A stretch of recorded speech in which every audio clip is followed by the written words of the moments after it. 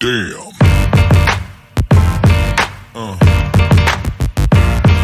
Yeah.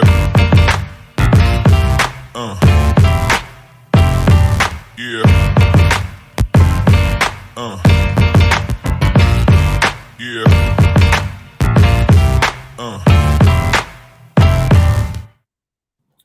Hello, Talkin Fight fans. Thanks for tuning in to Friday night's panel hosted by yours truly, Mike Orr. And it's only me tonight, guys. Not too sure where everybody else is, but it is Thanksgiving weekend over here in Canada. So I'm sure people are sitting back and eating their turkey. And that's the reason why they're not here, folks. But we're going to run it anyway. So it's just me. We're going to talk about the bouts this weekend and some things that have happened in the boxing world that have just developed as of about an hour ago in the Conor Benn fight, which has been postponed and now canceled. But guys, tonight, if you want to watch some boxing, there is some stuff to watch tonight. ProBoxTV.com. Tonight, 9 p.m., former world champion Can Zhu will battle Brandon Benavidez in a 10-round featherweight, China versus Mexico, tonight. And this one's great, man. It's in the co-feature bout. Cesar Francis will clash with Francisco Armenta for the World Boxing Organization junior welterweight title. And for all you guys out there, it is only $199 per month for a ProBox TV subscription, as is customary on ProBox TV. The Big Four, compromising of Roy Jones Jr., Juan Manuel Marquez, Paulie Malignini. Oh, I can't even say it right now. I'm tongue-tied. And Antonio Tarver will be calling the fights from ringside, guys. Michael Goldberg handles blow by blow, and Claudia Trejos will be ringside reporter for the post-fight interview. And what's going to go on for this fight tonight, guys? Here it is: 10 rounds, WBO NABO Junior Welter title between Can Zhu and former WBA featherweight champion. And we got Brandon Benavidez. Come on, guys. It's going to be a good one, even though you got to pay for it. It's only $1.99. You know, get your hand in your pocket, fork it out, just support it. Honestly, there's going to be some great fights on it. I did profile a kid to watch on here, man. Darrell Val-Saint out of Orlando, Florida, 5-0 with 4 KOs. He's taking out Paul Mendez, who is 21-3-2 with 11 KOs. It's going to be a great card, guys. If you have the way to watch it, it is some fighting to watch tonight because, unfortunately, we got to talk about it. It's going to be Carl, what's up, brother? We got to talk about what happened. Hi, Mike. Good evening. Good evening. I thought I'd jump on, seeing you're all alone, Mike. You know, I don't like to Thanks, see you brother. alone.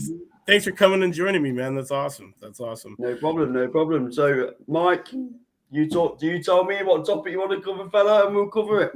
I was just about to talk about the whole Conor Benn and you know, the whole situation that's going on there.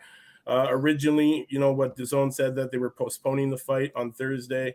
It's now been canceled. The British Boxing Control, the commission pulled out of it, said they weren't going to sanction the event. Now the promoters are, you know, they were willing to throw the event without the sanction and call it an exhibition, but now that's not even happening. And now Conor Benn's going to be investigated under all this. It's not looking good for him, man, to be honest. I mean, I'm happy to give you my version of events. Yeah, please do. So I believe the fight shouldn't have taken place for the good of boxing. Right. I agree with Conor Benn having the opportunity to clear his name. I don't believe he's a dirty fighter for 1 minute. No.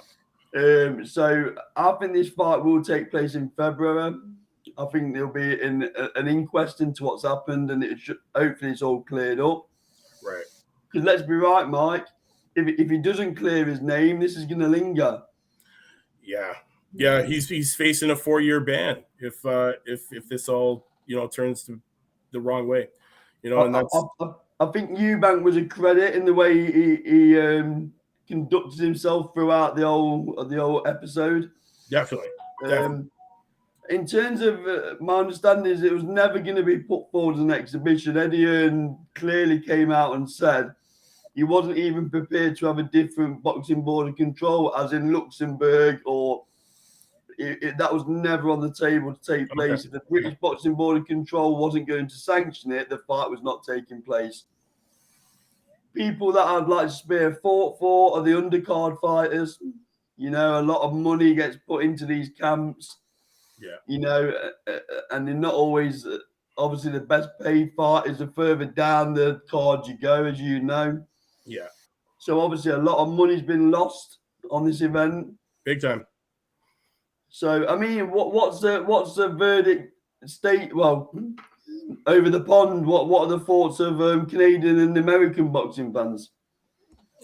Well, we're kind of upset about the whole thing, man. It sucks when things like this happen.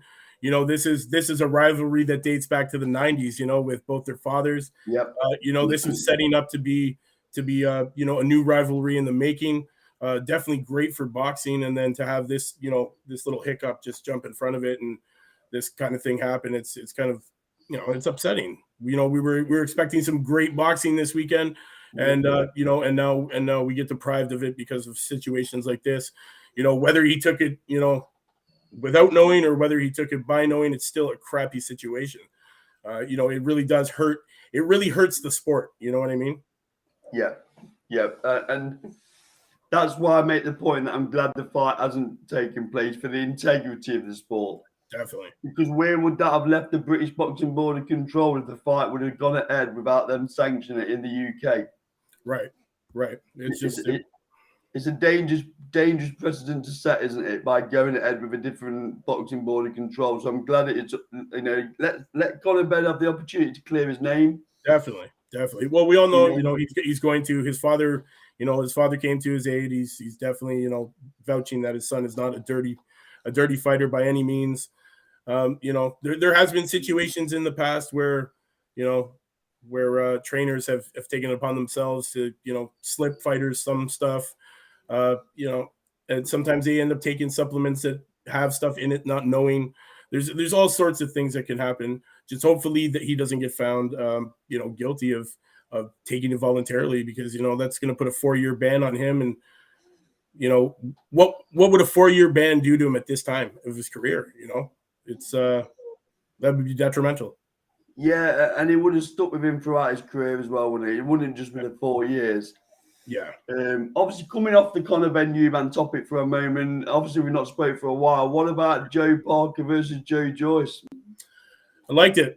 It was, you know, man, he's a juggernaut, man. He's relentless. He comes forward.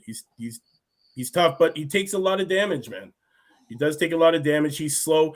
He's quick at times, but there's times where he's too sluggish, but he does have that power in those hands, man. And he's facing time too, right? Like he's fighting age. I think he's going to be avoided, Mike, because he's relentless, isn't he? Yeah. The engine he's got, you know, and let's be honest, Joe Parker landed some very good shots. Oh my God, he landed shots that would have literally crippled some of the other guys in the division. And also, nobody does that to Joe Parker, do they? Nobody knocks Joe Parker out. No, nobody does that, and that was huge. That was a big win, and he really showed he is the juggernaut, man. He just pushes forward, and you know, guys that size just can't keep up the pace that you know he brings. And maybe some of these North American potential legends that Graham keeps talking about maybe come over and take on Joyce.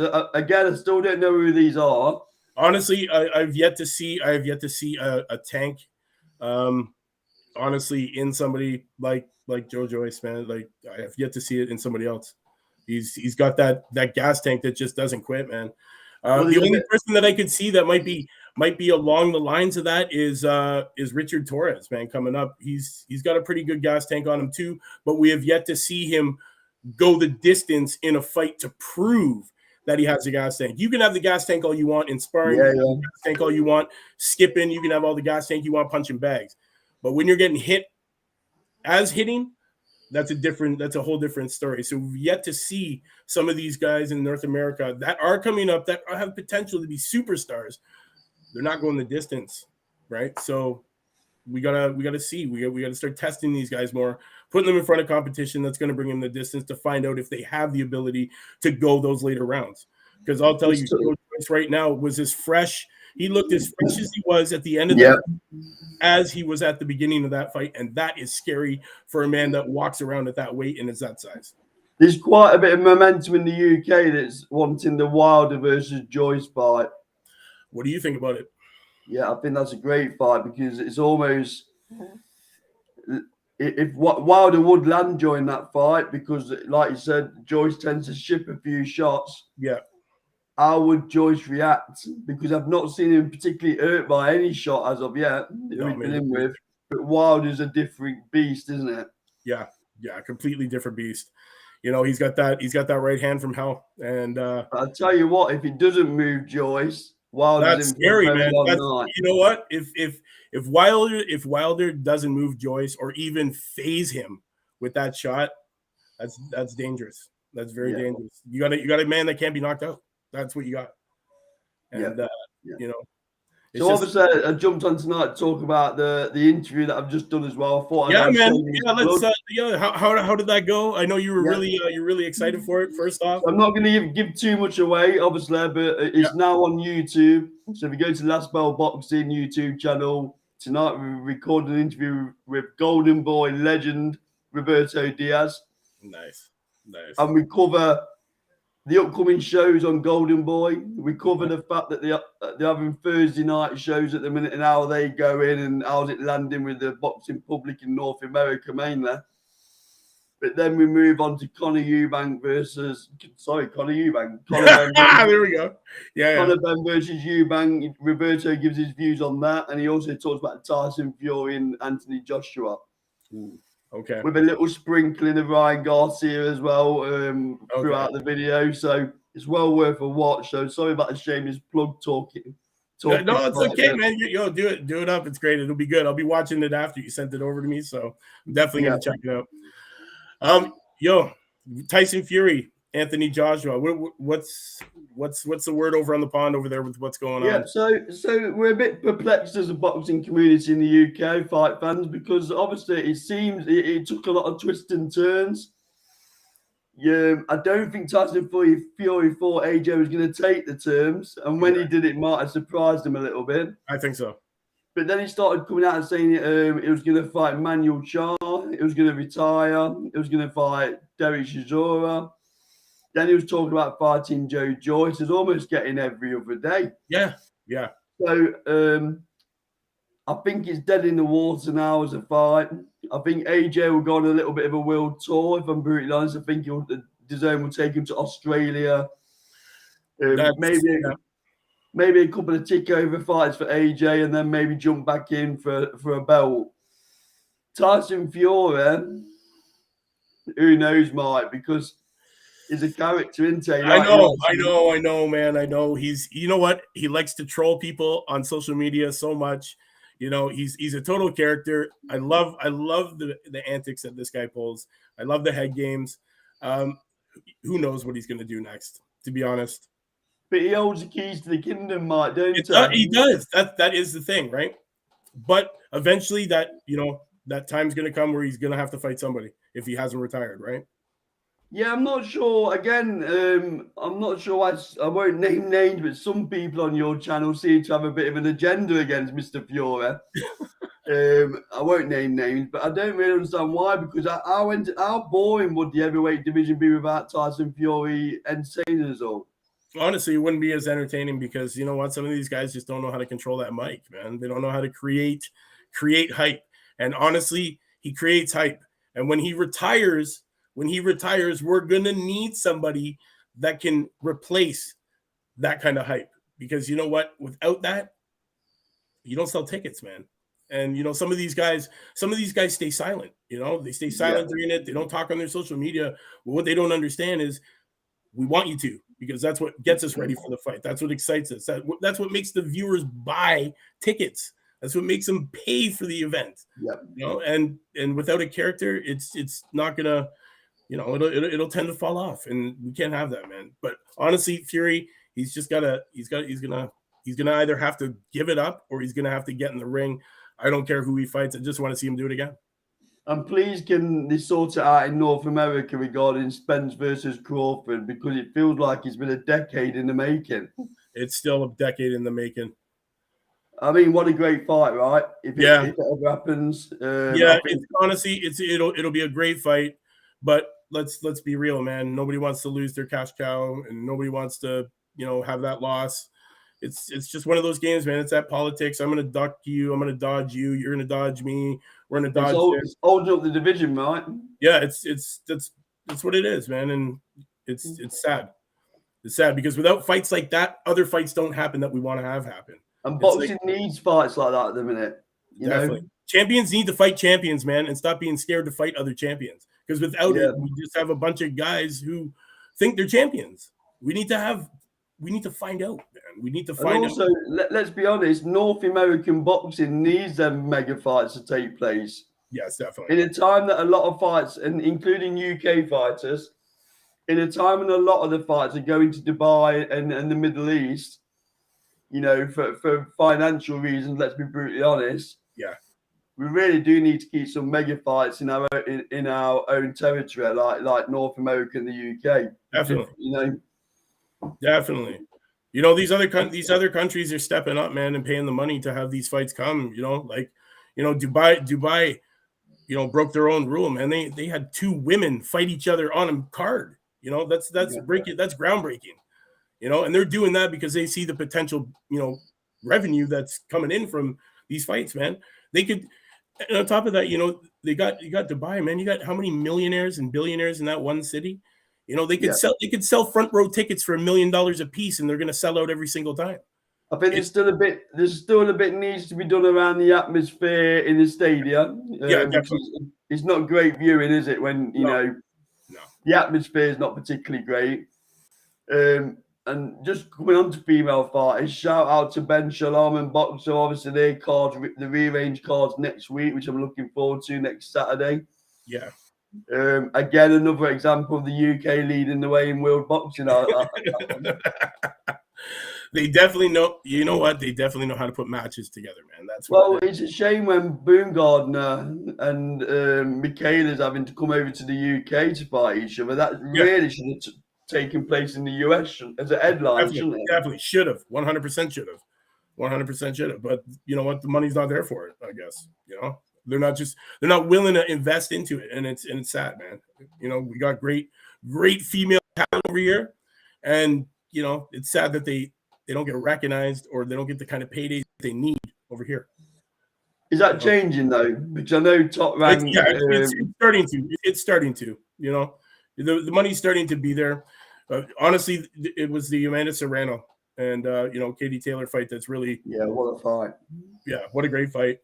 Both those women walked away with a good amount of money. Groundbreaking, historical event. Women's boxing in the U.S. and in Canada is on the uprise.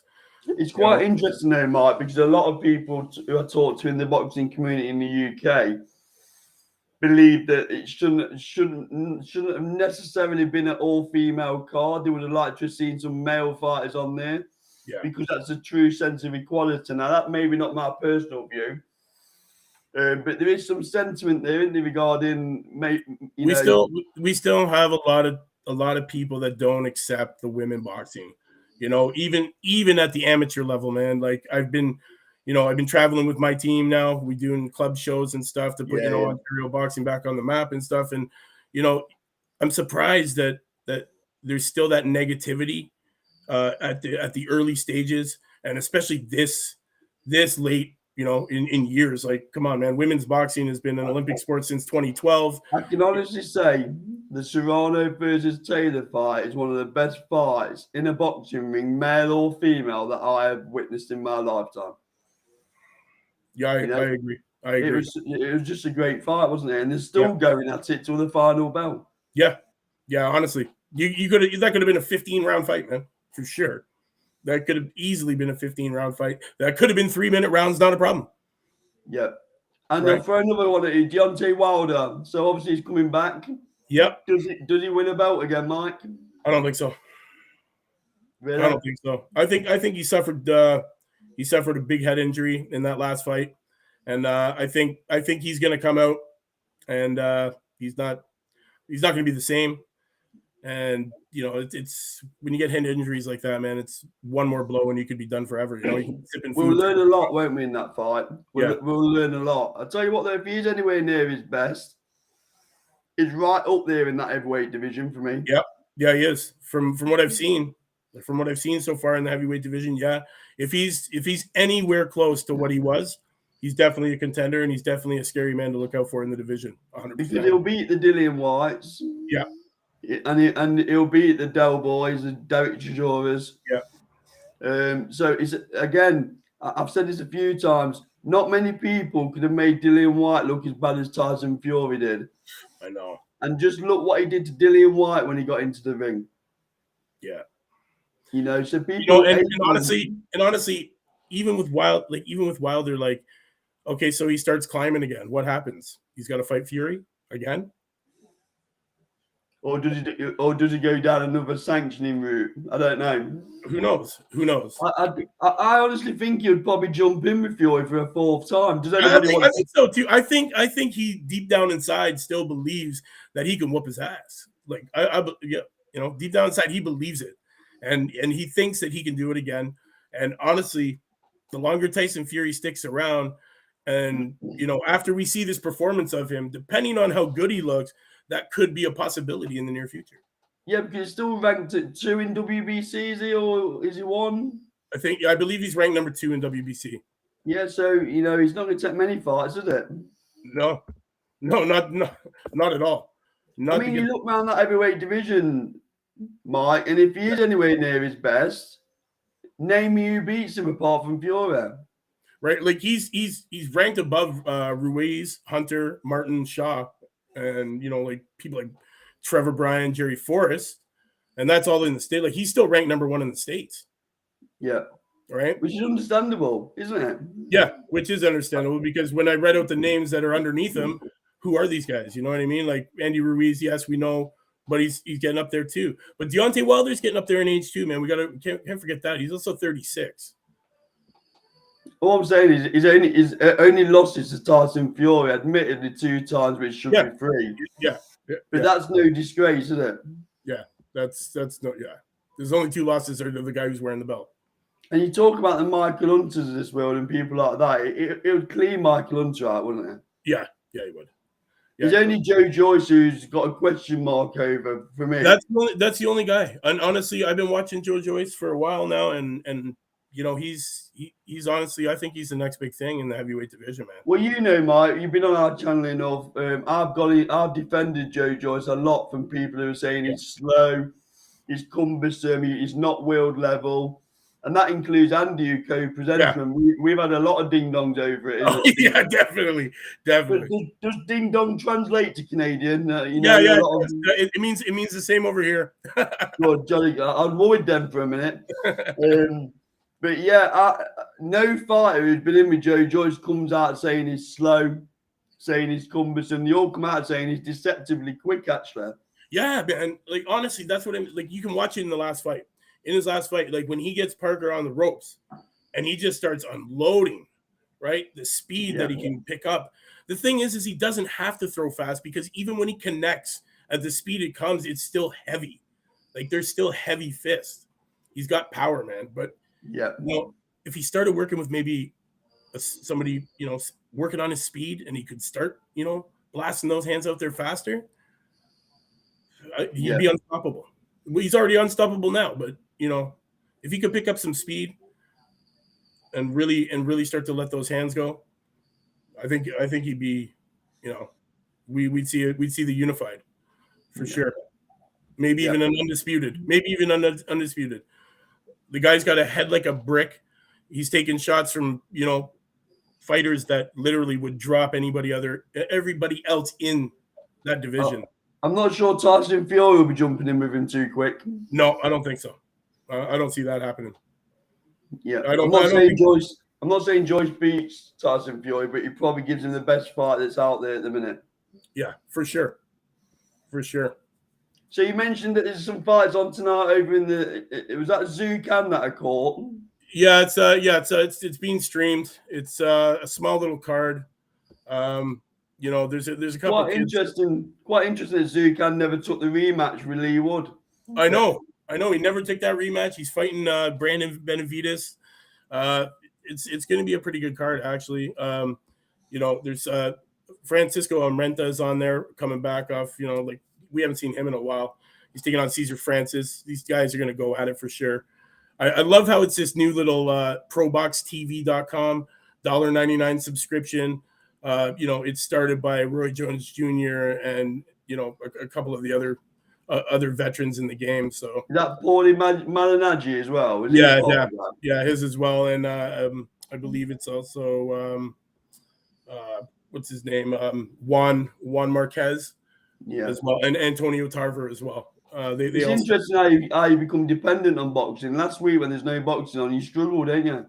Man, you know, honestly, there's all these there's all these club, you know, cards and stuff, but you know what it is, man. it's got to be good. It's got to be people that are known. There were some knockouts, but there wasn't anything great. And I'd just like to say congratulations on actually adopting some UK talent on your channel. Yes. Do you want to just give a shout out to your new UK member? Our wonderful new show. It's Friday. I didn't even watch it in the morning. It's our new woman, Holly. Mike, you're not meant to say that. I haven't had a chance. I wasn't up at your brand, I was not up at that time of the morning. That's the problem. But yeah, no, definitely. Yeah, it's a great new show. Check it out. Fridays with Holly from the UK. She's great. Honestly, she knows her stuff. She knows how to talk in front of the camera, and she knows exactly what she's talking about. Definitely a great little. I think it's a very good choice by your platform to get some UK talent into your organization.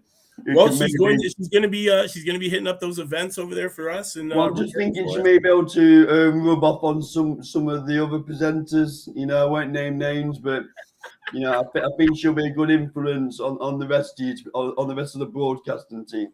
Honestly, she's going to be a great addition to the team. We welcome her with open arms. Honestly, it's great, man. I can't wait.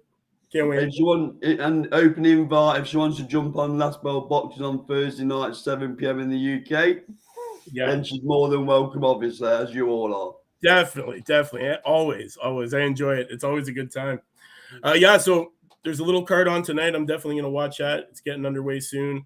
Also, you know, we got the Ocampo card that's happening that we can all watch now that Connor Ben's not fighting.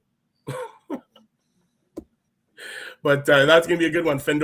Sebastian Fendora, the Towering Inferno. We all know this kid, man. He's 19-0-1 right now. He's taking on Carlos Ocampo, who's 34-1, WBC Intern World Super.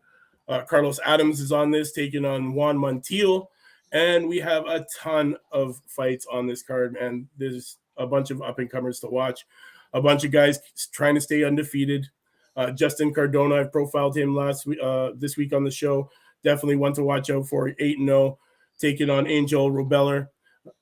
There's some great real undercard fighters here, man. Definitely going to be a good fight to watch. That one gets underway. That one's on USA Showtime. So definitely a free event to watch over here for us. But other than that, there's not much more boxing going on in the world, man. Obviously, looking to next week, though, if this is for Eric, if Ollie did want to do a female special, then please pass my details on. And definitely. Maybe the footage that we film, we can share it with Talking Fight as well. It wouldn't be a problem. Yeah, sounds good. Well, you know what? It's about that time, I think. We'll get underway. I'm going to go watch the fights. Definitely, Carl, thanks for coming to join me today. No problem. Yeah, much respect. I'm going to go and watch that wonderful interview that you just dropped. So, guys, don't forget to check that out. Last Bell Boxing just dropped a wonderful interview with a legend. I'm going to go and watch that and give my 2 cents to the comments. So, yes, Carl, again, thank you very much for joining, man. It was no problem, man. It was a pleasure. And, yeah, man, to all the Talkin' Fight fans, thanks for tuning in. We'll see you next week. Same time, same channel, new topics.